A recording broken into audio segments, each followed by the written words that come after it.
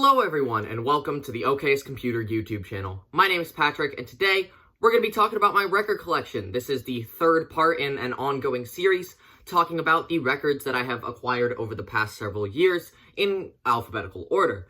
Now, if you haven't seen those first two parts, I highly recommend it. I've included a link in the description to watch both of those, and that's because, since we are going in alphabetical order, I'm going to be going partially through the alphabet in each video. And I know that in those first two, we went from A to D, meaning that now we're going to go right into the E's.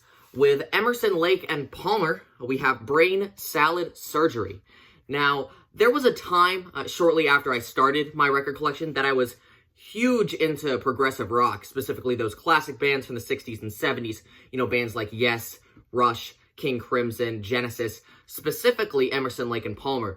Being somebody who was, trained in piano, I was astonished at Keith Emerson's abilities. This man is insanely talented, and I think that Brain Salad Surgery is my favorite album of theirs. I know that there are a lot of people that really, really love Tarkus, and I do as well, but I think that Brain Salad Surgery does the most for me as a listener and as a musician, to admire his technical abilities. And this is a very old pressing of the album. I don't think it's an original one, but looking back at, the history of the pressings of the album, I think it might be. I'll have to do some further research into that. The packaging here is amazing. I love this. So it actually opens up like this. It opens outwards to reveal the packaging on the inside with this painting here that I love. I believe it's a painting. And you fold out, and the contents are actually under the painting here. You have, the record sleeve itself. It has this, promotion for other albums released on the same label. That was, very common at the time this was released. Plain black vinyl. Although I got this used, the vinyl itself is in perfect condition. It sounds amazing. And what I really love here is this poster that comes with it. So it has pictures of each band member.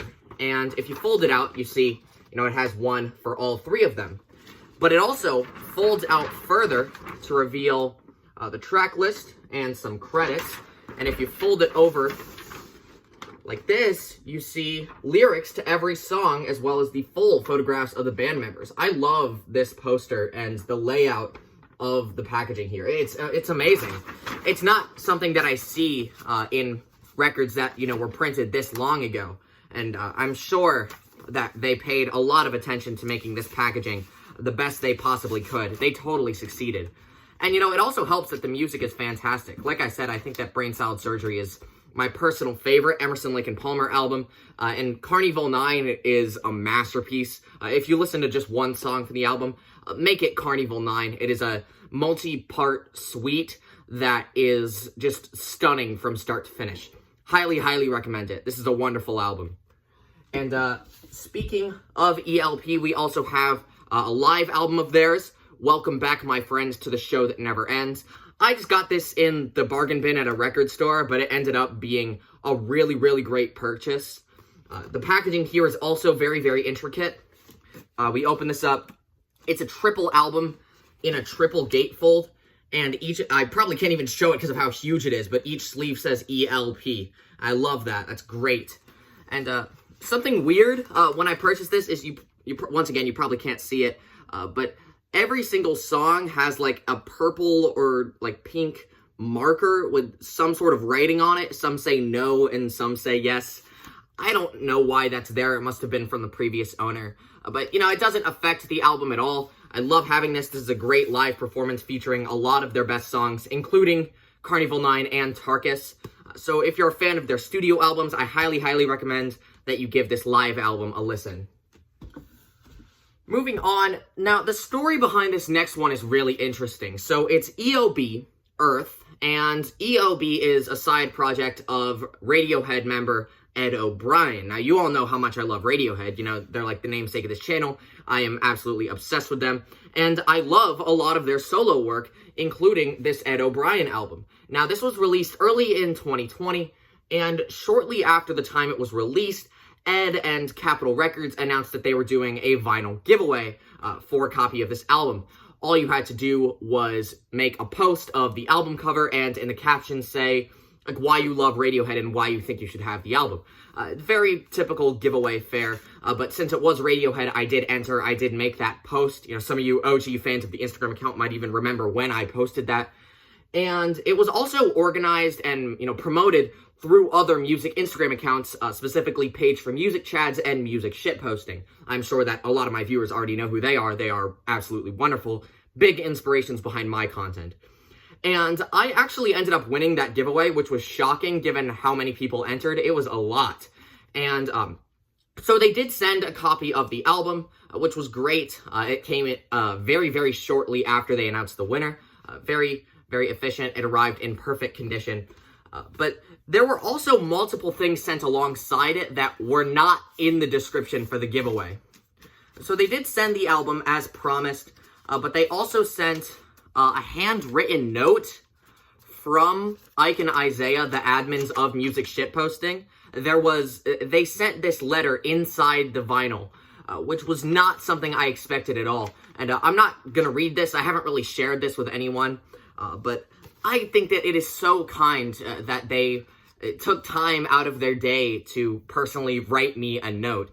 And it's something that I hold very near and dear to my heart. It's not something I ever plan on, like, giving away, even if I do end up giving away this album at some point. I don't know why I would, but I'm definitely holding on to that note. It is so kind. And, you know, it also helps that the album is great. I really, really like this. This is one of my personal favorite Radiohead solo albums. So, to everybody involved in this giveaway, to Ed, Capitol Records, to Chad, Ike, and Isaiah, thank you so much. I absolutely love this. This is one of the most valuable records in my collection from, you know, in a personal way. I love this so much. So thank you for everything. Thank you for inspiring my content. Thank you for getting me this album. And thank you for, you know, going the extra mile to make this as special as it could possibly be. All right, got a bit too serious there. Back to just talking about the music. We have Explosions in the Sky with The Earth Is Not a Cold, Dead Place. Now, I'm sure that most of you know I am a huge post-rock nerd. I love bands like, you know, Godspeed You Black Emperor, Slint, Mogwai, especially Swans. The soundtracks for the Blind video is one of my best videos to date, I'm sure. And I feel like I don't talk about Explosions in the Sky as much as I should. They are a really wonderful band with a consistently awesome discography. I think that this is their best work. I'm sure that, you know, most people agree this is also their most popular album. And this is another one where the packaging is really, really nice. So it's a single sleeve. I would have liked a gatefold considering it's a double album, but honestly, I don't mind. But if we look at the sleeves here, they have hand-drawn art superimposed on top of the cover art. I love that. It is really, really cool. Look at that. It's incredibly detailed, and it looks beautiful. And if we flip it over, it looks like the credits are hand-drawn as well. I love that. Like I said in the ELP thing, I think that attention to detail in vinyl packaging is just as important as the music itself. And this is one that's interesting. This does something that I'm not sure many other records in my collection do. This has an etching on the D side. I know that etchings have become pretty common nowadays in, like, three-sided records, but I don't actually have many of those. I think I have one other that I'll get to in a future video. But you probably can't see it because of the light, but this is actually an etching of some birds. I love that. It looks very pretty. It has the same, you know, smooth and elegant artistic style that the liner notes have. And around the label, it says, "The Earth Is Not a Cold, Dead Place." I really, really love that. So yeah, this is a fantastic album, a must-hear for post-rock fans. If you like any of those aforementioned bands, you have got to give this one a listen. It is wonderful, and it's beautiful music. It's instrumentals. There aren't really vocals in their music, but that's okay. I think this is a fantastic album, full of wonderful songs. Really, really beautiful stuff. All right, and moving on, this is another one that takes a bit of explaining, because I have two copies of it. That wasn't actually intentional. But I have Pure Comedy by Father John Misty, alongside Pure Comedy by Father John Misty. Now, I ordered this a while ago. I think it was like 2018 that I got this. And I bought it off Amazon. I know now that Amazon is not a good place to get records. I learned that the hard way when I ordered this, because the description for it said that this was the deluxe pressing. And if you know Father John Misty, and you know Pure Comedy, you know that the deluxe pressing of this is some exquisite packaging. It's incredible. And so I was so excited to have a copy of that, considering this is one of my all-time favorite albums, and that packaging is fantastic. I was so excited to have it, so I bought it as soon as I saw it on there. And then when it arrived, it was just a plain black vinyl in a traditional gatefold with nothing particularly special. Now, I wasn't really upset by that, since I do really love this album and I was happy to have it in the collection regardless. But the misleading marketing of that was pretty disappointing to me. Still, I like the packaging here. I love this gatefold image. I think it looks amazing. It incorporates a lot of the same characters and figures that are present on the cover art. And I think I forgot to mention, this is one of my favorite album covers I've ever seen. It is brilliant. I'll probably do a video someday talking about my favorite album covers, and expect a mention of Pure Comedy. But yeah, plain black vinyl. They've got lyrics on the sleeves. I like that. So it's a wonderful album, and it's a great pressing. It arrived in perfect condition, but I think that the fact that they pretty much lied to me about what kind of pressing it was, I wasn't very happy with that. But weirdly enough, not even like 2 weeks after I ordered this album, I was at a Barnes & Noble of all places, which is also not the best place to get records, and they had the deluxe pressing. I couldn't believe it, considering I thought this was a pretty rare pressing, and that there weren't many copies of this circulating in like physical stores, but no, it was a Barnes & Noble, and they happened to have the album. And I'm going to spend quite a long time talking about this, because this is some of the greatest vinyl packaging I have ever seen in my life. It is spectacular.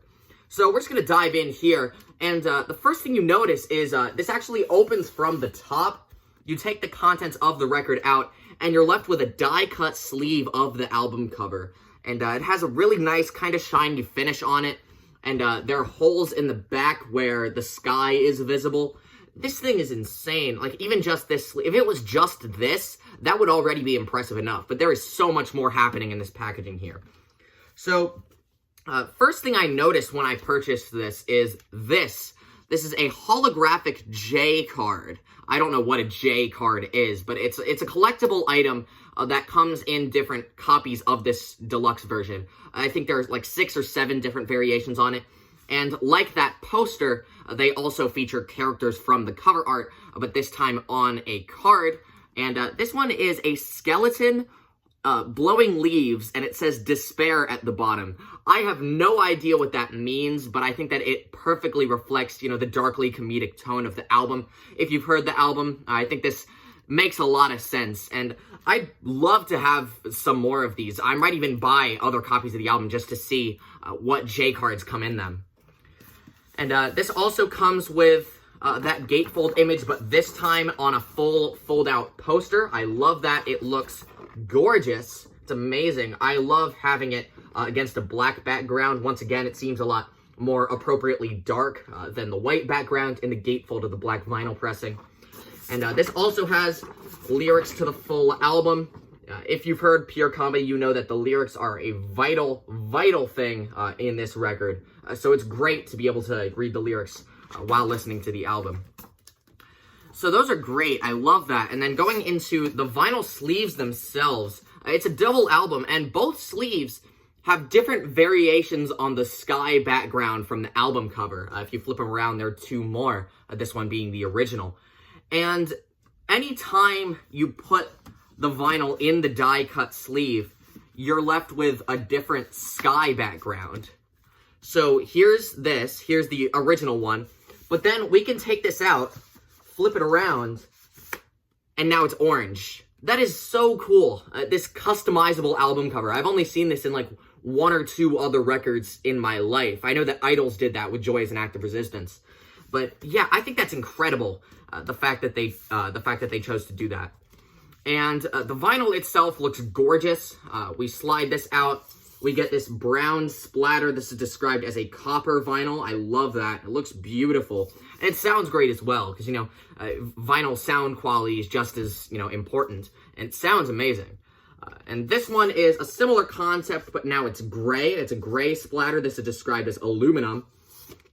And I just have nothing but great things to say about this packaging. It helps that this is one of my all-time favorite albums, but God, the packaging here is insane. I love it so much. So, huge shout out to Father John Misty for creating the best vinyl sleeve I have ever encountered and ever purchased. And also, shout out to that Barnes & Noble for somehow having this. This is a wonderful album, a must-hear for any music fan. I cannot recommend this thing enough. And if you are a record collector and you're looking for some truly exquisite packaging, get yourself this deluxe version. It's amazing. I love it so much. I love it, I love it, I love it. So that took a long time. So sorry about that. The last couple for this video, I'm going to go through them a lot faster. But this one we have courtesy of Vinyl Me Please. Flying Lotus with Cosmogramma. I'm not entirely sure how to say it. I'm going to call it Cosmogramma. If somebody in the comments can tell me the right way to pronounce it, I would love to know. But yeah, Cosmogramma, this is one of my favorite electronic records. Flying Lotus is an amazing producer who's most known for some great solo albums such as this, as well as working with the likes of Kendrick Lamar and Thundercat. All three of them work together on To Pimp a Butterfly, as well as, various different albums in Flying Lotus's discography. Kendrick Lamar has a great feature on his album You're Dead. I think that song was called Never Catch Me. You've got to give that one a listen. And Cosmogramma is my personal favorite solo record in Flying Lotus's discography. And the packaging here, like I said, courtesy of Vinyl Me Please. If you don't know Vinyl Me Please, they are a subscription service / record label that every single month they print out a select few records that you can't really find anywhere else. Either they are being printed for the first time ever, or they're reissues for the first time in like 10, 20 years. I know that I have several of theirs, but I'm not actually subscribed. Oftentimes when they're done printing out those monthly records, they put the spare copies up on their web store for anybody who's not subscribed to purchase. And that's how I got Cosmogramma, as well as the other Vinyl Me Please records that I have. I would love to sign up someday. I know that they just did a printing of So Much Fun by Young Thug, and I would love to have that. So I'm highly considering signing up at some point. But yeah, Cosmogramma is a perfect motivation to sign up for Vinyl Me Please. I love this.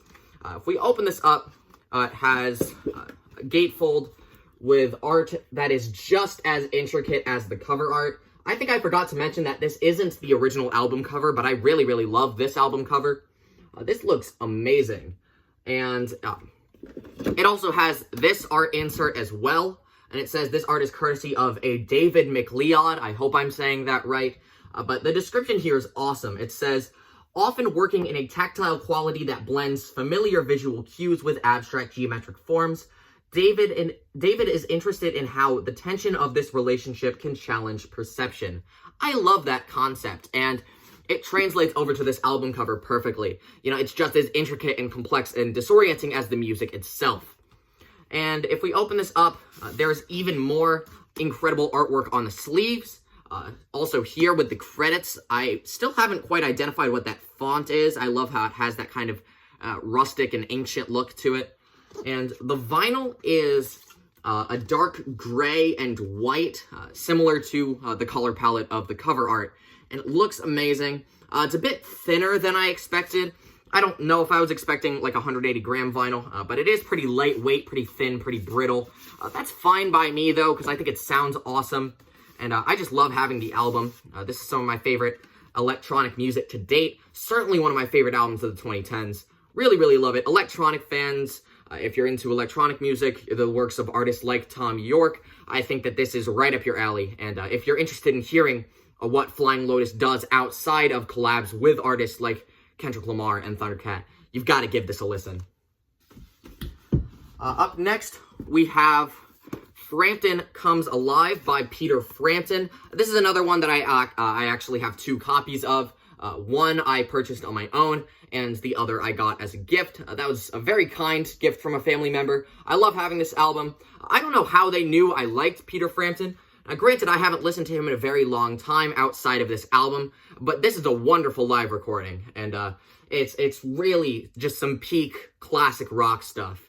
If you're looking for a great live recording from a great era of classic rock, you've got to give this a listen. And this, like Blonde on Blonde from the last video, has a vertical gatefold that folds out to reveal the full picture of Peter Frampton. I like that. And the gatefold itself horizontally also has pictures from the show. Now, like I said, I don't really listen to Peter Frampton very often nowadays. When I do, it is this recording, mostly because this has a performance of Do You Feel Like We Do, which is my favorite Peter Frampton song. And it's this 13-minute jam session that is just immaculate. I love it so much. I actually first discovered it through a Guitar Hero game, back when Guitar Hero 5 was released. I used to love doing that crazy 13-minute Guitar Hero chart, and that's how I found out about this album. It's a wonderful recording as a whole, but if you only listen to one song from this concert, make it Do You Feel Like We Do. And since we are just about past the 20-minute mark, I think we're going to make this the last one for today before we move on to the next video. And this is something completely different. We have Full of Hell with Weeping Choir. Now, I am a huge metalhead. I have been for most of my life, but I feel like I'm really lacking in metal in the collection. I know I mentioned I have a Code Orange record in the last record collection video, but I feel like there's not enough metal in my collection. That's something I'm definitely going to be working on. I've got to add some more metal. But I do have this Full of Hell album, Weeping Choir. Now, this is a great band for fans of some really extreme stuff, like grindcore, power violence, some of the heavier sides of death metal. This thing is awesome, but it is also really, really crazy. Like, it is relentlessly chaotic, but I just find it irresistible. I first found out about Full of Hell after they did a collaborative album with Merzbow. You all know how I feel about Merzbow. I did a full video about him a while ago. That was one of my first videos. But yeah, this Full of Hell and Merzbow album was amazing. So I thought I'm gonna give the rest of their work a listen. And Weeping Choir really stood out to me as something impressive. It's really, really extreme stuff. So I wouldn't say this is like a good starter metal album at all. No, absolutely not. But if you're already a metalhead and you're looking for something really crazy, really wild, really dark, Weeping Choir is a must-hear. And very traditional packaging, single sleeve, black vinyl, but I do think it's 180-gram vinyl, and it sounds so heavy. I love it. This was something that I found at one of my local record stores because I was record shopping with a family member of mine, and he was like, hey, I heard you mention that you liked Full of Hell earlier, and so I thought you might like this. And I was like, yes, I love this. I've got to have this. And so very happy to have it in the collection. I would love to get that Merzbow collaborative album at some point. But for now, I'm fine with having Weeping Choir. I love this, and I really, really think that my metalheads in the audience are going to love it as well. And I think, since we've been doing this for quite some time, I'm going to cut it there. I'm going to have the fourth part coming out pretty soon after this one ends, because I'm filming both of these on the same day. But that's the end of the video. Thank you very much for listening. As always, remember to like and subscribe if you feel so inclined. Follow my other social media profiles for more content every day. And click the link in the comments to watch the video that's being uploaded after this. Thank you all so much for watching, and I hope you all have a very nice day.